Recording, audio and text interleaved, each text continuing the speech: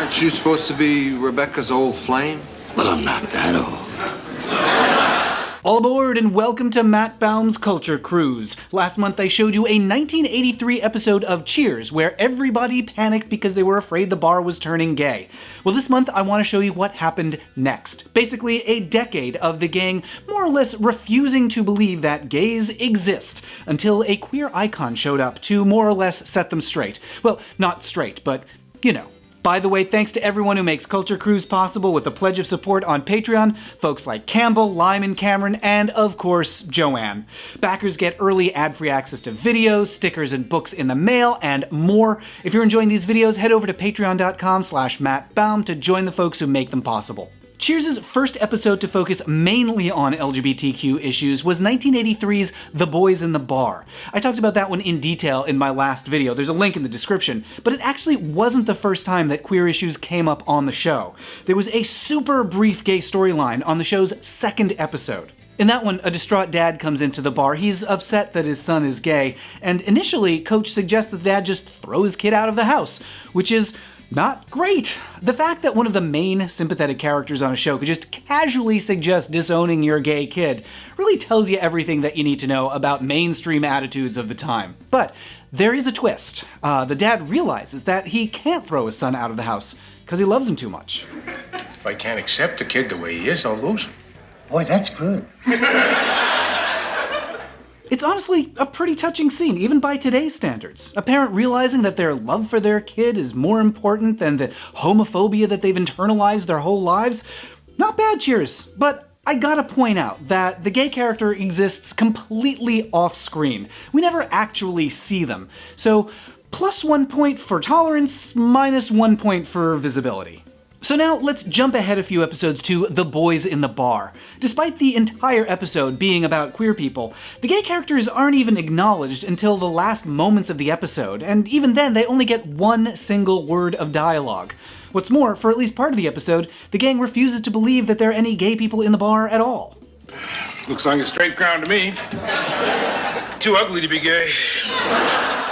Obviously, gay people are everywhere, even in bars, sometimes especially in bars. But around this time, late 70s into the 80s, there were a lot of episodes of TV where gay characters weren't really allowed to be gay characters.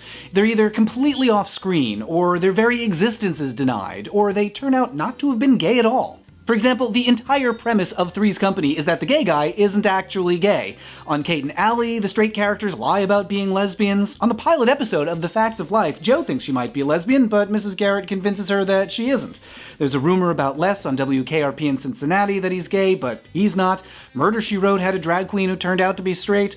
The Love Boat, Sanford and Son, and Hotel all had episodes about LGBTQ issues without showing any LGBTQ people. To be fair, there were also some genuinely strong queer characters around this time, like Beverly on All in the Family, Edie Stokes on The Jeffersons, and a surprisingly dignified gay guy on an episode of Night Court. But from the late 70s into the 80s, there was this weird ongoing trope on TV of queer people being hinted at, but then not actually existing.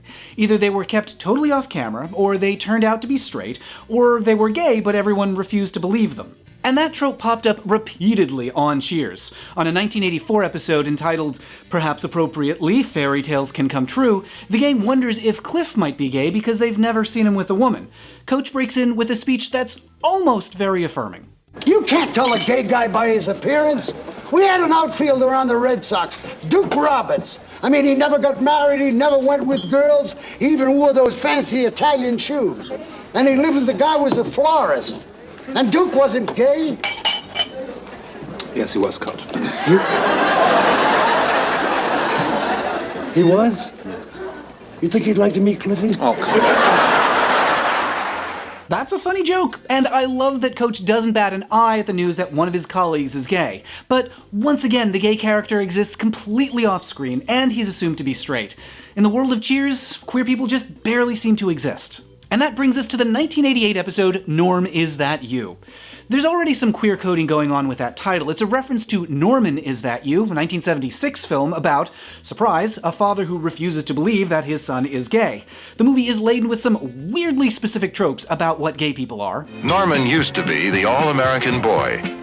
Now he has purple drapes, flowered underwear, and a roommate. named Garson. Oh, fabulous! I mean, I wish I had all those things. And of course, the movie includes a scene where a gay person is told he's not gay. See there, you don't walk like one, you don't talk like one. I say you're not one. So that's a weird basis for an episode of Cheers, but okay. The setup is that the Cranes are decorating their apartment, and their snooty interior designer's ideas are all terrible. The designer, by the way, is played by B.J. Turner, who also appeared on Night Court, seen here sending Trixie Mattel home. The Cranes eventually fire their designer, leaving them with nobody to decorate their home, and that's when they discover that Norm has a surprising eye for interior decor. I spent my whole damn life trying to cover up the fact that I have a great sense of color and I always know where to stick the ottoman.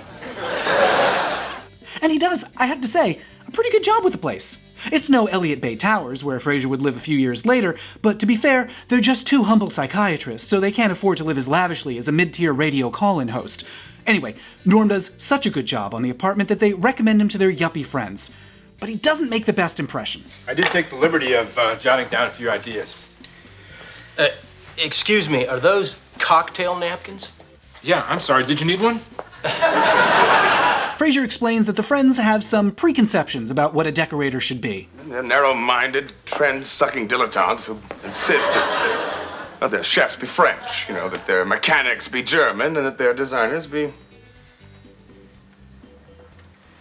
stylish. I have to admit, I love how difficult it is for them to even be euphemistic here. Just say gay. Gay people exist, Frasier. I mean, look at this. They can't even do a limp wrist correctly. Anyway, Norm decides to pose as a gay man in order to get the job, which should go great considering he was the source of the worst homophobia in The Boys in the Bar. And at first, his clients buy it. But then they swing by Cheers to say hello, and his worlds collide. You know, Norman, we've never been in a gay bar before. Now Norm has to jump back and forth between his gay life and his straight life like it's the end of Mrs. Doubtfire. Things escalate the way they always do in a sitcom, and after one thing leads to another, Norm needs someone to pose as his boyfriend. Kind of a reverse Beard. And one more thing, man, okay? We're lovers. Sam tries to go along with it, but he crumbles under the pressure. The lie unravels, and Norm has to reveal that he's not what he claimed, giving us a coming out as straight scene. By today's standards, coming out as straight feels a little hacky, but since few people came out as anything on TV back then, it was at least somewhat novel to hear a character using this language. It's time that I came out of the closet. I'm straight. Impossible. No, I ever since I was a little boy, I've known that I preferred girls. And that all leads up to this line. I think you should judge people for what they do, not for who they do. I have such mixed feelings about this. On one hand, it's great to hear a sitcom say that you shouldn't judge people on the basis of their sexuality. On the other, it's a little galling to hear that line come from a straight person. Like they're saying, oh, won't somebody think of the poor, oppressed heterosexual? Of course, that's the whole joke, that this is a reversal of who you would normally expect to be saying those words. But also, those very nice words about not excluding people on the basis of sexuality would mean a lot more if they weren't happening on a show that had given openly queer characters a single word of dialogue in, at this point, 7 seasons. For a gay character to enter Cheers and actually speak and be named, we'd have to wait another 4 years for the 1992 episode Rebecca's Lover, Not. And about that title, the Wayne's World movie had just come out that year. We were all doing not jokes. Wow, what a totally amazing, excellent discovery. Not! Anyway, this episode's a bit of a milestone, not just for Cheers, but for TV in general, because of who the gay character's played by, Harvey Fierstein. You probably know him as the brother from Mrs. Doubtfire, or as Edna from Broadway's version of Hairspray, or as Yao from Mulan. It's probably just a coincidence that 3 of his most famous film roles are movies that involve cross-dressing. Harvey stars in this episode as Mark, Rebecca's high school boyfriend. They met in drama club, which is where gay people come from, and they haven't seen each other in years. What Rebecca doesn't know is that in that time, Mark has come out. He has no problem talking about being openly gay, and casually mentions to Sam that he got out of a bad relationship a while back. First he stole my heart, then he stole my car. But Rebecca wants to pick up where they left off. So we finally have a gay character on Cheers, and he exists to be a heterosexual love interest. He is the perfect man for me. That Harvey's playing someone who could be thought of as heterosexual is kind of absurd, and not just because of the drama club connection. We need to talk for a minute about just who Harvey Fierstein is, and why he's such a big deal, and why it's so amazing to see him on a sitcom. Harvey started out in New York theater in the 1970s, acting in a show by Andy Warhol and a few others, until he wrote his first play, a big hit called Torch Song Trilogy. It's really 3 shows in one, a look at the lives and loves of gay people. It wasn't the world's first gay play, but it was the first that broke through to mainstream audiences, jumping from off-Broadway to off-Broadway, and then finally Broadway, with a cast that included a very young Matthew Broderick and a slightly less young Estelle Getty, Golden Girl Sophia. The real innovation with Torch Song Trilogy is that a ton of people saw it at a time when a lot of people had no idea what the lives of LGBTQ people were like, which was kind of exhausting. Watch Harvey's response to this question from Barbara Walters in 1983. What's it like to be a homosexual? Thanks to Torch Song Trilogy, the play, and the film, a ton of people got to see actual queer people living actual lives and just existing, like relatable, sympathetic people. Love, commitment, family, belong to all people. Those are not heterosexual experiences, and those are not heterosexual words. Those are human words. After Torch Song Trilogy, Harvey wrote the book for La Cage aux Folles, a musical that was based on the same French play that was later turned into the movie The Birdcage. La Cage's Act 1 finale is the song I Am What I Am, and it's a real showstopper. Here's Harvey giving audiences a little sneak peek. Life ain't worth a damn till you can say, hey world, I am what I am. We'll talk about that song in a minute. It too was a huge hit, and over the next few decades, Harvey went on to work on a variety of shows on stage and screen, including originating the role of Edna Turnblatt on Broadway. Can't stop my happiness 'cause I like the way I am. And hey, fun fact, after Harvey stepped out of that role, guess who stepped in? George Wendt, Norm from Cheers. Hey Tracy, hey baby, look at me. I'm the cutest chickie that you ever did see. Guess it was a little stylish after all.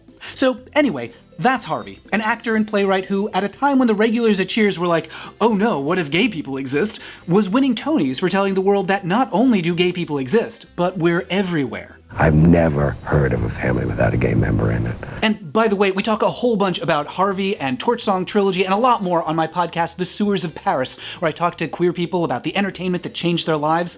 Check out episode 110 with the delightful guest, Jeffrey Self. That's at sewersofparis.com. So now, back to Cheers. Rebecca's excited to go out with Mark, assuming it's a date, and everyone at the bar just lets her go along with it because they think that's a funny way to humiliate her. How was your date last night, Rebecca? Get lucky. Fantastic. Her attempt at seduction culminates with a few tropes, like Mark being more interested in women's wear than actual women. Is it silk? Rayon, I don't believe it. So what do? You put it in a delicate cycle, then a spin? We have to talk. And then he says words that nobody, in all of 10 years and 243 episodes, had ever had occasion to utter on Cheers. Rebecca, you know I'm gay, don't you? So now he's out, and she's embarrassed. He comforts her with a sassy gay friend cuddle on the couch, and she tries one more time to make a move. What are you doing? Looking for the remote control. It's on the coffee table. You can't blame me for trying. Oh my god, Cheers, you finally have a gay character. One. Could you just let him be gay?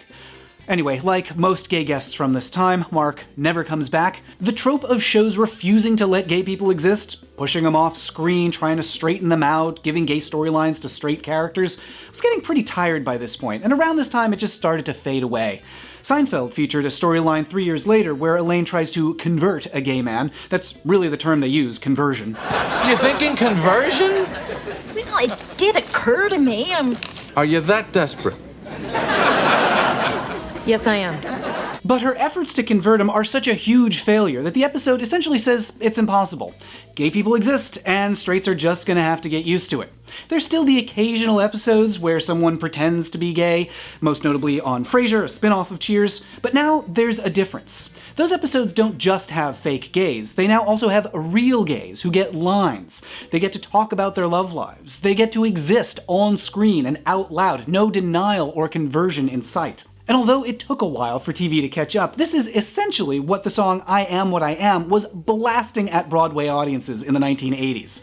That song is about proclaiming yourself when people want to erase you, refusing to be silenced. Listen to these lyrics. It's obvious why this song has endured. I am what I am, and what I am needs no excuses.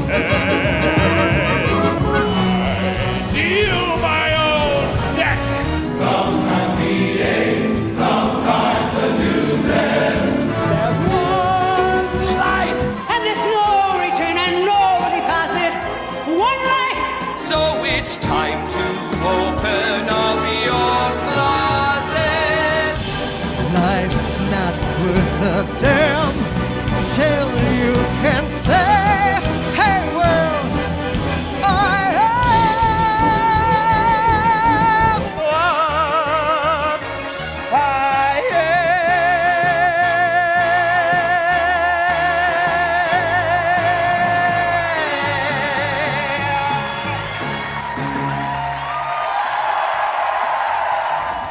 ended up with and what we might have in La Cage aux Folles is a gay anthem. I think it's going to become the gay anthem. Land ho! Thanks for cruising along with us. Thanks to everyone who makes Culture Cruise possible with a pledge of support on Patreon. If you're enjoying Culture Cruise, head over to patreon.com/mattbaum to support the show and get access to backer rewards like early access, stickers, books, and more. Now, if you'll excuse me, I'm late for my comedy class with Kirstie Alley. Humor. It is a difficult concept. It is not logical.